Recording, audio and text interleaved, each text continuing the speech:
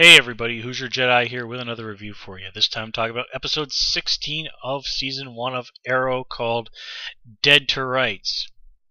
Now, if like you follow Stephen Amell on his Twitter account and his YouTube page, he refers to this episode as the Holy Shitballs episode. And, well, he's not kidding.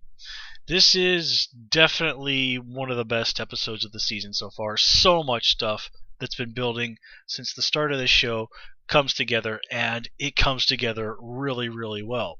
Now, it should be noted that this episode was written by Geoff Johns, a veteran writer over at DC Comics, a guy who's really just done some amazing work on stuff like Green Lantern and Flash and Teen Titans and JSA and just oh wait, so I'm sorry, that wasn't Geoff Johns on JSA. My bad.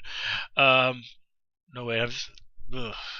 Okay, I'm getting my JSA runs confused. Sorry about that. But anyway, Geoff Johns, really absolutely awesome writer, one of the best guys in comics, and he definitely delivers on this episode of Arrow. So there's a lot going on, so let's just get right into it. We start things off with a big nod to the fans of the comic books, and we get to see Nightwing. We get to see Oliver take down a guy who Giacomo something or other. Well, anyway, in the comics, this fellow, the assassin who Green Arrow kills at the very beginning of the episode, is an assassin from the comics. He's a Nightwing villain who goes by the name of Brutal with Brutale, and in the comics he's basically a sort of Central American death squad guy who became a supervillain slash assassin for hire. Actually reminds me a little bit of the character of George Washington King from Dexter a couple of seasons ago. But we don't really get a whole lot on this guy, and he's not a character I'm familiar with. I had to go and look him up on the DC Comics wiki, so I really don't really have much to say about this guy, other than the fact that it's kind of funny that if Oliver had just sort of waited around a little bit, it's pretty likely, given how soon the police cars showed up after that guy landed his helicopter, that the cops would have been able to take this guy in. Granted, he was a pretty badass assassin, so he might have just killed a bunch of cops and run off. So I suppose Oliver's intervention makes sense that way, but on the other hand, if the cops had taken him in, well, it's not as if Oliver hasn't broken into the police station before. He could have just swiped the phone then. But, you know, we want to see Oliver taking down bad guys, so this is what we get. Now, not a whole lot to really say about what's going on the island this time around. I definitely will give Slade some credit for the joke about whether or not he thinks aircraft maintenance is genetic. But overall, not really particularly wowed by what was going on the island this week. But it does its job of setting things up for the next big whatever on the island to come. And it looks like some pretty spectacular stuff may be happening on the island. Although, I gotta say, at this point, I'm still really amazed that the mercenaries have not figured out where these guys are hiding out. You'd think that finding these two dudes would, at this point, be a really, really high priority. So anyway, let's see here.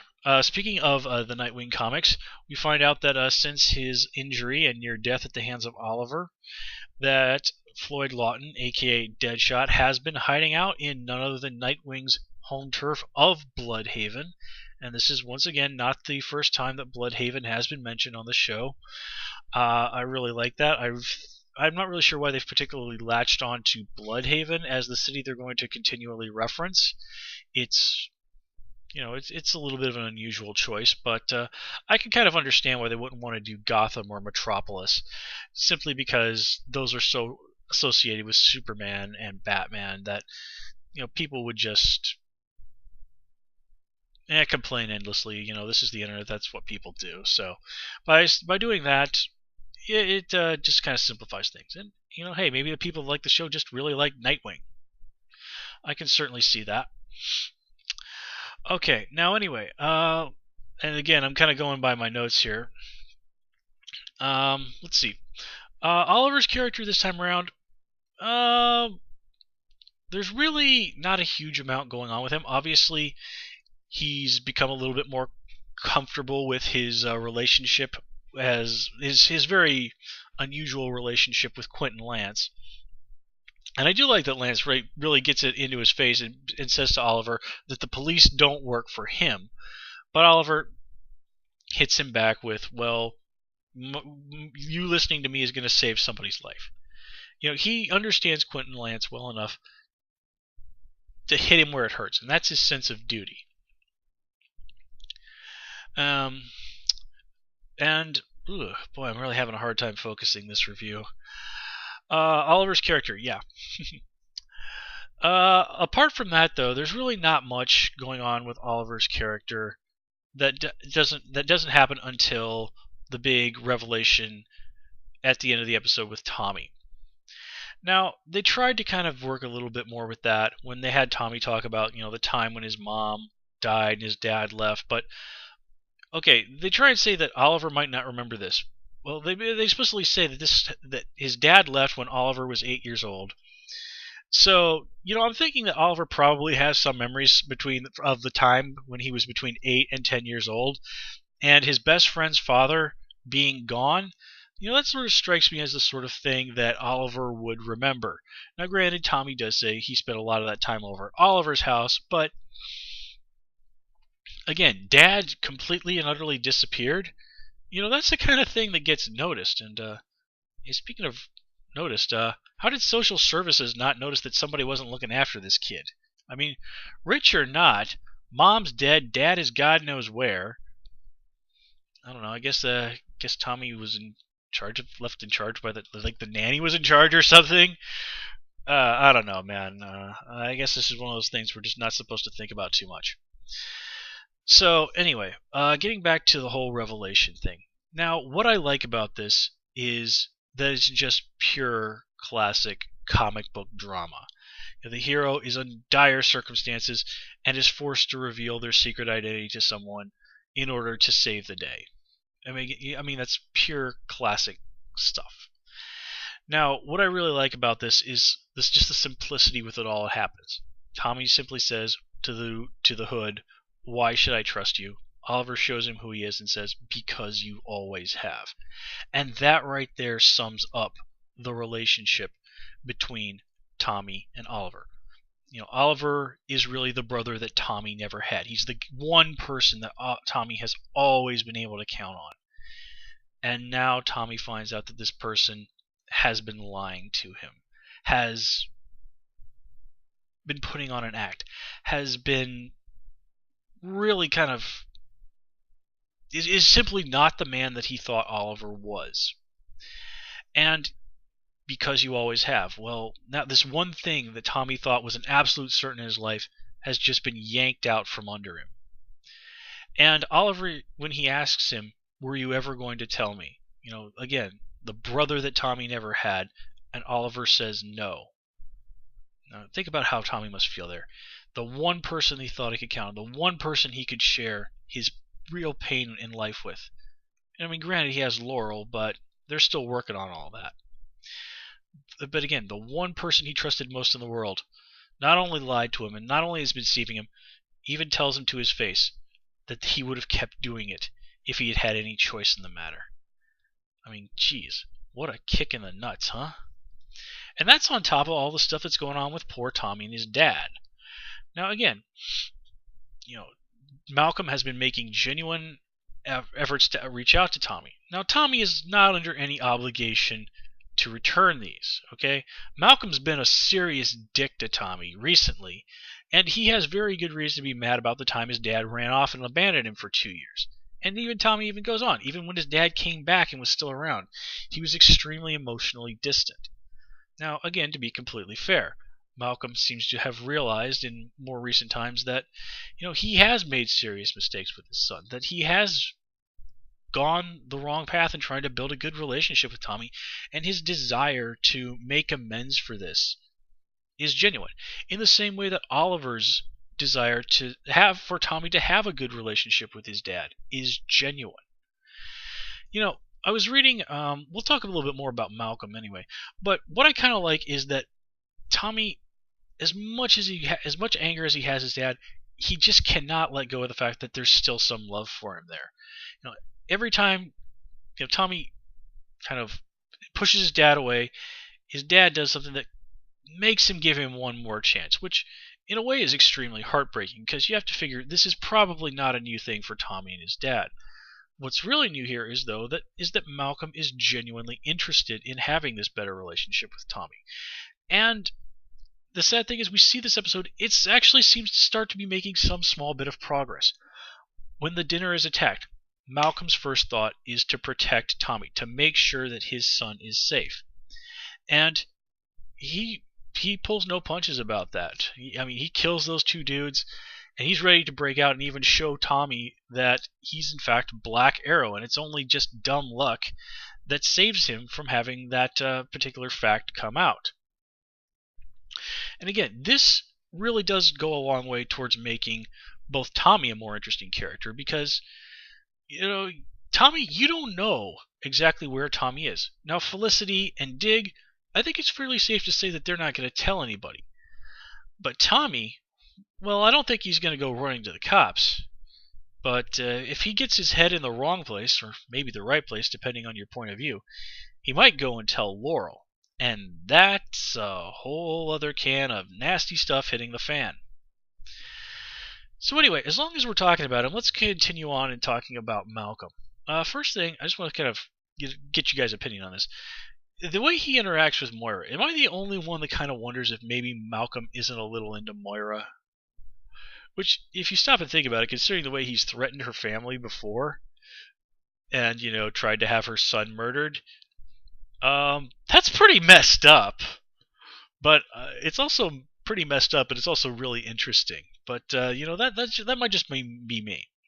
So anyway, as I've said, we've talked a lot about how Malcolm really does have this genuine desire to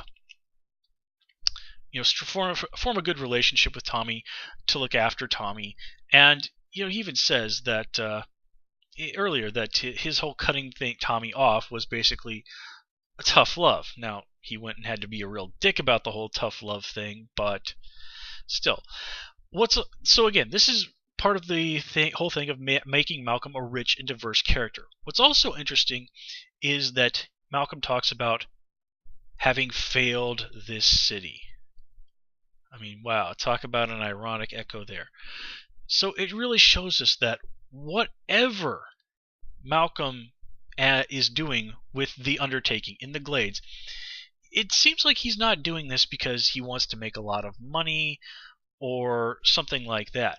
He genuinely seems to feel that this is an altruistic gesture, that whatever he is doing will, in fact, save Starling City.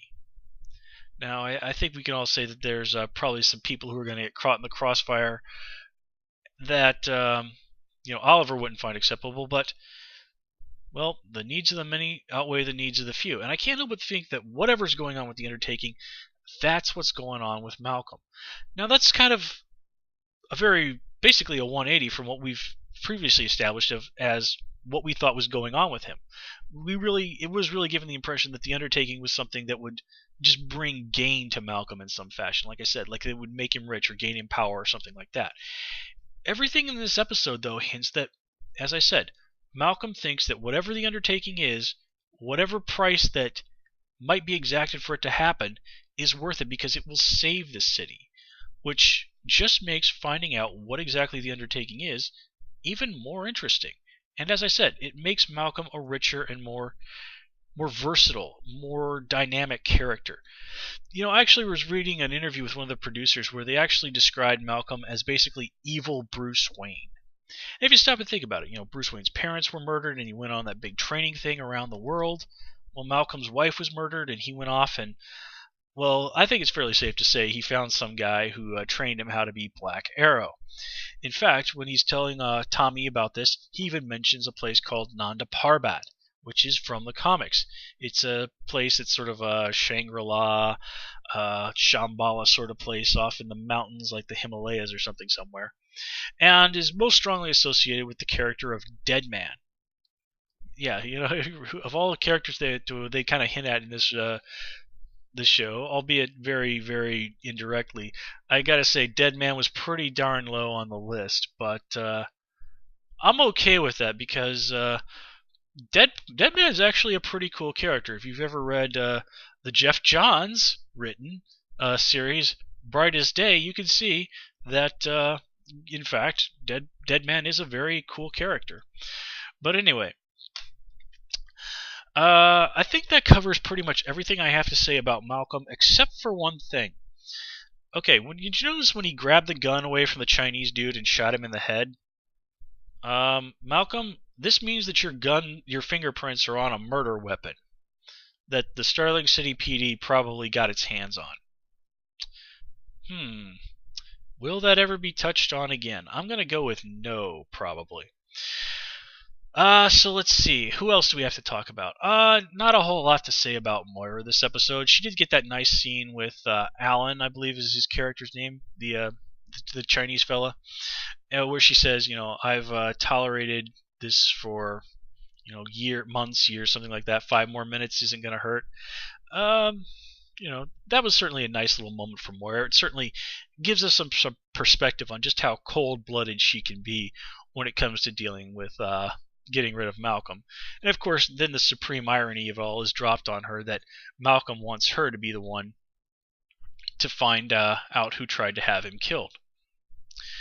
And of course, that is of course Moira and her cohorts China White and Deadshot. First of all, I gotta say, I like that they actually gave Deadshot a little bit of a personality this time around. I mean, we didn't really get more than a few lines from him in his original appearance. Here, he's not a terribly well fleshed out character, but at least we have something to work with. Although, I do have to admit that if you pay careful attention, Deadshot says, in regards to killing Malcolm, so who needs 2 bullets in the chest? If you pay attention to the episode very carefully, you'll see that Deadshot actually shot Malcolm in the chest 3 times. So, I guess Deadshot's still getting used to that little fancy eyepiece, which of course is a nod to the fancy red eyepiece that he wears as part of his costume in the comics.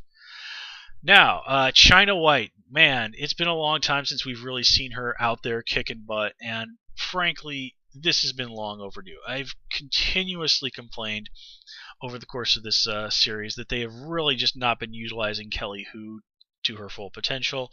Here, well, she still doesn't have a whole lot in the way of lines, but nobody can deny that she kicks quite a bit of ass this episode, and does a very good job of leading the Chinese gangsters in their attack on the charity function.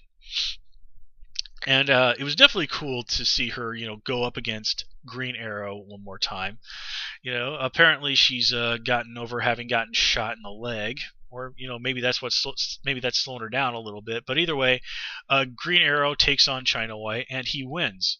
And I do like the fact that she just sort of, when she's got that arrow pointed in her face, and she has absolutely no reason to think that Green Arrow isn't about to kill her. She's just kind of like glaring at him defiantly. That's cool. That shows that China White is pretty darn badass. Of course, then McKenna Hall had to come along and ruin all the fun, but China White lives to fight another day. Speaking of McKenna Hall, not a whole lot to say about her character-wise this episode. They're definitely doing a nice job of fleshing her out. That scene with her and Oliver hanging out in his nightclub, talking, just sort of bonding, having some wine together. It was sweet. It felt genuine. It felt like there was some real emotion flowing there. Of course, I did like that Dig pointed out, like, you sure it's such a great idea to, be dating the woman who's trying to put you in jail? Because, that's what Dig does. Well, since I brought him up, let's talk about Dig. He and Felicity, pretty light on the characterization this episode.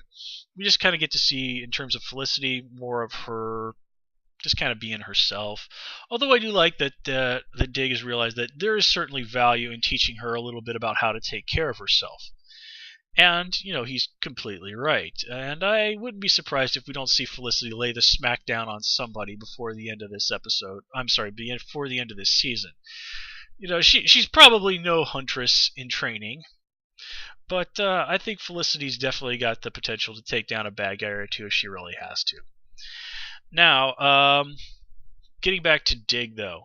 There's really not a whole lot for him to go on character-wise until the very end of this episode, where he finds out that Deadshot, the guy who killed his brother, is still alive. Well, first of all, doesn't it kind of speak rather poorly of both Dig and Oliver that they never realized last time around that Deadshot wasn't dead? I mean, wouldn't there have been like a police report or something like that, or the mention of a dead body being found on the news? I mean, the fact that these guys didn't even know that Deadshot somehow survived being shot in the face with an arrow really does not speak well of either of these guys' capabilities. I mean, seriously, make sure the guy's dead. But these are the occasional gaps in logic that sometimes we just kind of have to go with in superhero storytelling. Now, you know what? I'm just going to leave it at that. There's more I could say, but at this point, superhero comics are like anything. It's a genre that has its built-in flaws. Let's put it that way, and leave it at that. Okay, so let me see here. Just looking at my notes. Oh yeah, okay. So we do need to briefly talk about Laurel and what's going on with her. And her whole thing is basically we get to see a little bit more cute stuff with her and Tommy, and that's all well and good. It shows that their relationship is proceeding at a reasonable pace, going fairly well, which is good. I actually do like Laurel and Tommy as a couple, but her real thing is her mom showing up and saying that she thinks that Sarah might still be alive. Well, okay. That certainly is an interesting idea, and fans have certainly been wondering about that. There is always the possibility that she might have survived, that we didn't see her die. We just saw what looked like her basically kind of getting sucked off into a part of a ship that was going down in the middle of a storm. But if Oliver could survive and get to the island, then maybe Sarah could. In fact, people have even speculated that she might have gone to the island and gotten training, and that she might be on the way to become Black Canary. I don't know about that, but hey, you never know, right? It's not as if Black Canary isn't a legacy character or anything like that. But anyway, the main thing to talk about on this episode so far is that Laurel's mom is played by the one and only Alex Kingston, who, of course, she was on ER. I remember seeing her guest star on an episode of Law and Order, but to modern fans, she is best known as River Song from Doctor Who. Now, if you're like a Doctor Who fan like me, you probably about choked on your cookies when you found out that she was going to be on the show. I mean, this is a show that's got both Jack Harkness and River Song on it. I mean, oh man, how awesome is that? This combined with David Tennant guest starring on Star Wars: The Clone Wars, it's just been like Doctor Who, kind of real former Doctor Who people overload these last couple of months for me, and I gotta say, it is really, really awesome. These are like Alex Kingston and of course John Barrowman are fantastic actors, and just basically the fact that Laurel's parents are River Song and Jack Harkness makes things really awesome. Now what's new here though is seeing Alex Kingston try out her American accent. Not the worst American accent I've ever heard from a British actor, but certainly not the best. But then again, let's be completely fair. Not everybody is Hugh Laurie. Paul Blackthorne, as good as he is, you can still, if you listen carefully, hear a little bit of that Brit creep in there here and there. But anyway, you know what? I have no problem with this. A little wobble on the accent I can live with, especially just for the fact that it brings an actress of Alex Kingston's character onto this show. And you guys have heard me just absolutely rave about some of the people that they've had as guest stars and supporting characters on this show. And, jeez, I really just cannot say enough about how awesome it is to have these two really great actors on this show. Have I mentioned that I'm a Doctor Who fan yet? Okay, folks. Well, I think that covers everything that I had to say about this episode. So, as always, please comment, rate, and subscribe. And of course, you can follow me on Twitter at Hoosier Jedi. Until next time, take care and have a good one.